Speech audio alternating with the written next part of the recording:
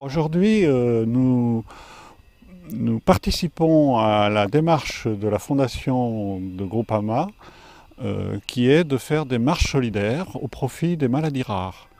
Et vous êtes ici à Ménil-sous-Jumièges, dans le parc de loisirs, et ça nous permet d'avoir une base pour aller marcher en forêt et donc faire venir beaucoup de monde pour aider deux associations, l'association Ehlers-Danlos, avec une autre association également, c'est nouveau cette année, qui est la maladie du syndrome d'Angelman. Le principe est simple, c'est qu'on s'inscrit, vous donnez une participation et ces 10 € seront entièrement reversés aux associations locales qui ont pour mission de faire de la recherche, qui ont pour mission d'essayer d'aider les familles et les patients atteints de ces maladies.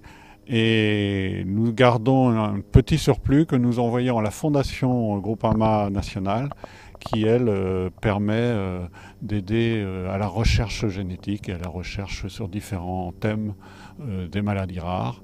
Et depuis 15 ans, on a soutenu 28 chercheurs pour améliorer et essayer de trouver des remèdes.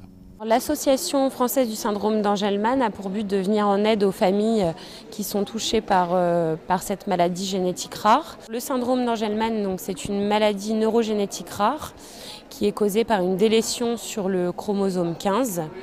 Et ce sont des personnes qui sont déficientes intellectuelles, qui ont des troubles psychomoteurs, de l'épilepsie, une absence de langage oral, des troubles du sommeil, mais qui ont la particularité d'être très souriantes et heureuses de vivre.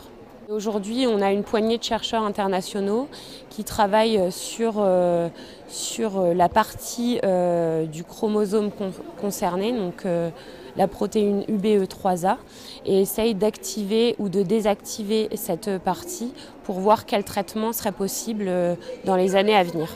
L'association, elle va aider les patients atteints de ce syndrome d'Ehlers-Danlos et puis aider à faire le diagnostic qui n'est pas toujours facile parce que c'est une maladie rare. Cette maladie, c'est le collagène qui est le tissu de soutien de l'organisme qui ne va pas. Donc ça veut dire des articulations qui se tordent, qui se déboîtent, des plaies qui cicatrisent mal, les organes internes qui peuvent aussi se déchirer, beaucoup de douleurs, de la fatigabilité. Voilà les symptômes principaux de cette maladie. Il faut arriver à trouver le gène responsable pour espérer avoir un traitement de la maladie. Actuellement, nous n'avons que des traitements symptomatiques. À bientôt sur tvie.tv.